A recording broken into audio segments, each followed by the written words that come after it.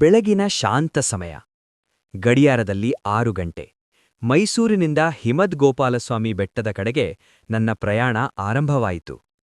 ನಗರದ ಗದ್ದಲ ನಿಧಾನವಾಗಿ ದೂರವಾಗುತ್ತಾ ಹೋಗುತ್ತದೆ. ಮಾರ್ಗದಲ್ಲೇ ಪ್ರಕೃತಿ ತನ್ನ ಸಂಪೂರ್ಣ ಸೌಂದರ್ಯವನ್ನು ತೋರಿಸಲು ಶುರುಮಾಡುತ್ತದೆ. ಸುಮಾರು 2 ಗಂಟೆಗಳ ಡ್ರೈವ್. ಆದರೆ ಈ ಪ್ರಯಾಣ ಕೇವಲ ಒಂದು ದಾರಿಯಲ್ಲ, ಇದು ಒಂದು ಅನುಭವ. ರಸ್ತೆಯ ಎರಡೂ ಬದಿಗಳಲ್ಲಿ ಹಬ್ಬಿರುವ ಸೂರ್ಯಕಾಂತಿ ತೋಟಗಳು ಹಳದಿ ಬಣ್ಣದಲ್ಲಿ ಹೊಳೆಯುತ್ತಾ ಮನಸ್ಸಿಗೆ ಒಂದು ವಿಚಿತ್ರ ಸಂತೋಷ ನೀಡುತ್ತವೆ. ತಾಜಾ ಗಾಳಿ, ಖಾಲಿ ರಸ್ತೆ ಮತ್ತು ಪ್ರಕೃತಿಯ ಮೌನ, ಈ ಎಲ್ಲವೂ ಸೇರಿ ಪ್ರಯಾಣವನ್ನೇ ಒಂದು ಧ್ಯಾನದಂತೆ ಮಾಡಿಬಿಡುತ್ತವೆ. ಪಾರ್ಕಿಂಗ್ ಲಾಟ್ಗೆ ತಲುಪಿದ ನಂತರ ಖಾಸಗಿ ವಾಹನಗಳಿಗೆ ಇಲ್ಲಿ ಮುಂದೆ ಹೋಗಲು ಅವಕಾಶವಿಲ್ಲ. ಅಲ್ಲಿಂದ ಕೆಎಸ್ಆರ್ಟಿಸಿ ಬಸ್ ಮೂಲಕವೇ ಬೆಟ್ಟದ ಮೇಲಿನ ದೇವಾಲಯಕ್ಕೆ ತೆರಳಬೇಕು. ಬಸ್ ಸೇವೆ ಬೆಳಗ್ಗೆ 8:30ರಿಂದ ಆರಂಭವಾಗುತ್ತದೆ. ಮೇಲೆ ಕೆಳಗೆ ಸೇರಿ ಟಿಕೆಟ್ ದರ ಕೇವಲ 70 ರೂಪಾಯಿ. ಈ ಪ್ರಯಾಣವೂ ವಿಶೇಷವೇ. ಬೆಟ್ಟದ ತಿರುವಿನ ರಸ್ತೆಯಲ್ಲಿ ಪ್ರಕೃತಿ ಮತ್ತಷ್ಟು ಹತ್ತಿರವಾಗಿ ಕಾಣುತ್ತದೆ. ಮೇಲೆ ತಲುಪುತ್ತಿದ್ದಂತೆ ಒಂದು ವಿಭಿನ್ನ ಲೋಕಕ್ಕೆ ಬಂದ ಅನುಭವ. ದೇವಾಲಯದ ಸುತ್ತಮುತ್ತೆಲ್ಲ ದಟ್ಟವಾದ ಮಂಜು ಆವರಿಸಿಕೊಂಡಿದೆ. ಎದುರಿಗೆ ಏನಿದೆ ಅನ್ನೋದು ಕೂಡ ಸ್ಪಷ್ಟವಾಗಿ ಕಾಣಲ್ಲ, ಆದರೆ ಮನಸ್ಸಿಗೆ ಮಾತ್ರ ಅಪಾರವಾದ ಶಾಂತಿ. ಮಂಜಿನ ಮಧ್ಯೆ ಕಾಣುವ ಹಿಮತ್ ಗೋಪಾಲಸ್ವಾಮಿಯ ದರ್ಶನ ನಿಜಕ್ಕೂ ಒಂದು ದಿವ್ಯ ಅನುಭವ. ಇಲ್ಲಿ ಸಮಯ ನಿಧಾನವಾಗಿ ಸಾಗುತ್ತಿರುವಂತೆ ಅನಿಸುತ್ತದೆ. ಗಾಳಿ, ಮಂಜು, ಮೌನ ಮತ್ತು ಭಕ್ತಿ ಎಲ್ಲವೂ ಸೇರಿ ಈ ಸ್ಥಳವನ್ನು ಇನ್ನೂ ವಿಶೇಷವಾಗಿಸುತ್ತವೆ.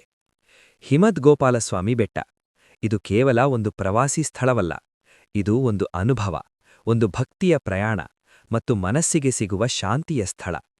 ಶಾಂತಿ. ಹಿಮವದ್ ಗೋಪಾಲಸ್ವಾಮಿ ಬೆಟ್ಟವು ಕರ್ನಾಟಕ ರಾಜ್ಯದ ಚಾಮರಾಜನಗರ ಜಿಲ್ಲೆಯ ಗುಂಡ್ಲುಪೇಟೆ ತಾಲೂಕಿನಲ್ಲಿರುವ ಒಂದು ಅತ್ಯಂತ ಪವಿತ್ರ ಮತ್ತು ಸುಂದರ ಬೆಟ್ಟವಾಗಿದೆ.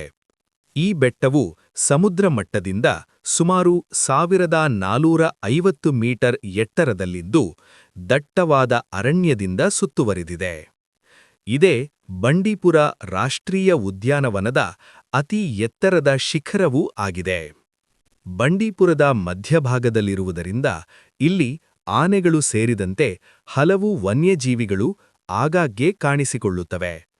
ಇದು ಪ್ರಕೃತಿ ಮತ್ತು ವನ್ಯಜೀವಿ ಪ್ರಿಯರಿಗೆ ಒಂದು ವಿಶಿಷ್ಟ ಅನುಭವವನ್ನು ನೀಡುತ್ತದೆ. ಈ ಬೆಟ್ಟದ ಮತ್ತೊಂದು ವಿಶೇಷತೆಯೆಂದರೆ ಇಲ್ಲಿ ವರ್ಷಪೂರ್ತಿ ದಟ್ಟವಾದ ಮಂಜು ಆವರಿಸಿಕೊಂಡಿರುವುದು. ಅದೇ ಕಾರಣಕ್ಕೆ ಕನ್ನಡದಲ್ಲಿ ಹಿಮವದ್ ಎಂಬ ಹೆಸರು ಬಂದಿದೆ. ಈ ಬೆಟ್ಟದ ಮೇಲಿರುವುದು ವೇಣುಗೋಪಾಲಸ್ವಾಮಿ, ಅಂದರೆ ಶ್ರೀಕೃಷ್ಣನ ದೇವಾಲಯ. ಈ ದೇವಾಲಯವನ್ನು 1315ರಲ್ಲಿ ಹೊಯ್ಸಳ ಯುಗದಲ್ಲಿ ನಿರ್ಮಿಸಲಾಗಿದೆ. ನಂತರ ಮೈಸೂರು ಒಡೆಯರ್ ರಾಜವಂಶದವರು ಈ ದೇವಾಲಯವನ್ನು ವಿಸ್ತರಿಸಿ ಸುಧಾರಿಸಿದ್ದಾರೆ. ದಂತಕಥೆಯ ಪ್ರಕಾರ ಅಗಸ್ತ್ಯ ಋಷಿಗಳು ಇಲ್ಲಿ ತೀವ್ರ ತಪಸ್ಸು ನಡೆಸಿದರು. ಅವರ ತಪಸ್ಸಿಗೆ ಮೆಚ್ಚಿ ವಿಷ್ಣುದೇವರು ಈ ಸ್ಥಳವನ್ನು ಆಶೀರ್ವದಿಸಿ ಇಲ್ಲಿಯೇ ವಾಸಿಸುವುದಾಗಿ ಭರವಸೆ ನೀಡಿದರು ಎಂದು ನಂಬಲಾಗಿದೆ. ಈ ಸ್ಥಳವನ್ನು ಹಿಂದೆ ಹಂಸತೀರ್ಥ ಎಂದು ಕರೆಯಲಾಗುತ್ತಿತ್ತು. ಹಂಸವು ಜ್ಞಾನ, ಶಾಂತಿ ಮತ್ತು ಮೋಕ್ಷದ ಸಂಕೇತವಾಗಿದೆ. ಹೀಗಾಗಿ ಹಿಮವದ್ ಗೋಪಾಲಸ್ವಾಮಿ ಬೆಟ್ಟ ಕೇವಲ ಪ್ರವಾಸಿ ಸ್ಥಳವಲ್ಲ, ಇದು ಪ್ರಕೃತಿ, ಇತಿಹಾಸ ಮತ್ತು ಭಕ್ತಿಯ ಸಂಗಮ. ಇಲ್ಲಿ ಬಂದರೆ ಮನಸ್ಸು ಸ್ವತಃ ಶಾಂತವಾಗುತ್ತದೆ. ಇದು ಸಾಮಾನ್ಯ ಬೆಟ್ಟವಲ್ಲ ಸ್ನೇಹಿತರೆ, ಇದು ದೈವಿಕ ಅನುಭವ ಕೊಡುವ ಪವಿತ್ರ ಸ್ಥಳ ಹಿಮವದ್ ಗೋಪಾಲಸ್ವಾಮಿ ಬೆಟ್ಟ. ಇಲ್ಲಿನ ಮೊದಲ ವಿಶೇಷತೆಯೆಂದರೆ ಹಿಮವದ್ ಅಂದರೆ ಮಂಜು. ಇಲ್ಲಿ ಮಂಜು ಕೇವಲ ಹವಾಮಾನವಲ್ಲ, ಭಗವಂತನ ಆಶೀರ್ವಾದ ಎಂದು ಭಕ್ತರು ನಂಬುತ್ತಾರೆ. ಬೆಳಗಿನ ಹೊತ್ತು ದೇವಸ್ಥಾನವನ್ನೆಲ್ಲ ಮುಚ್ಚುವ ಮಂಜು, ಕೆಲವೊಮ್ಮೆ ಅರ್ಚಕರು ಅದನ್ನೇ ಭಕ್ತರ ತಲೆಯ ಮೇಲೆ ತೊಳೆಯುವ ದೃಶ್ಯ ನೋಡಿದರೆ ನಿಜವಾಗಿಯೂ ದೇವರ ಸನ್ನಿಧಾನದಲ್ಲಿದ್ದೇವೆ ಅನ್ನಿಸುವ ಅನುಭವ. ಇನ್ನೊಂದು ಮಹತ್ವದ ನಂಬಿಕೆ ಸಂತಾನ ಪ್ರಾಪ್ತಿ. ಸಂತಾನ ಭಾಗ್ಯವಿಲ್ಲದ ದಂಪತಿಗಳು ಇಲ್ಲಿ ವಿಶೇಷ ಪೂಜೆ ಸಲ್ಲಿಸಿದರೆ ಶ್ರೀಕೃಷ್ಣನ ಕೃಪೆಯಿಂದ ಮಕ್ಕಳಾಗುತ್ತಾರೆ ಎನ್ನುವ ಗಾಢ ನಂಬಿಕೆ ಇದೆ. ಅದರಲ್ಲೇ ಕಾರಣ ದೇಶದ ಬೇರೆ ಬೇರೆ ಭಾಗಗಳಿಂದ ಜನ ಇಲ್ಲಿ ಬಂದು ಭಕ್ತಿಯಿಂದ ಪೂಜೆ ಮಾಡುತ್ತಾರೆ. ಮತ್ತೊಂದು ಅದ್ಭುತ ಕಥೆಯಿದೆ ಸ್ನೇಹಿತರೆ, ಇಲ್ಲಿ ಸಮೀಪದಲ್ಲೇ ಇರುವ ಹಂಸತೀರ್ಥ.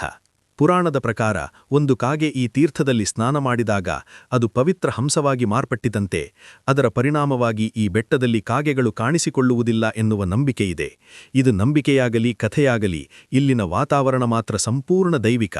ಮಂಜು, ಮೌನ, ಪ್ರಕೃತಿ ಮತ್ತು ಭಕ್ತಿ ಈ 4 ಸೇರಿದಾಗ ಸಿಗುವ ಅನುಭವವೇ ಹಿಮಾವದ್ ಗೋಪಾಲಸ್ವಾಮಿ ಬೆಟ್ಟ. ಒಮ್ಮೆ ಬಂದರೆ ಮತ್ತೆ ಮತ್ತೆ ಬರಬೇಕು ಅನ್ನಿಸುವ ಸ್ಥಳ ಇದು. ನಿಮಗೂ ಈ ಅನುಭವ ಬೇಕಾದರೆ ಬೆಳಗಿನ ಸಮಯದಲ್ಲೇ ಭೇಟಿ ಕೊಡಿ. ಅನುಭವ ನಿಮ್ಮ ಹೃದಯದಲ್ಲೇ ಉಳಿಯುತ್ತದೆ.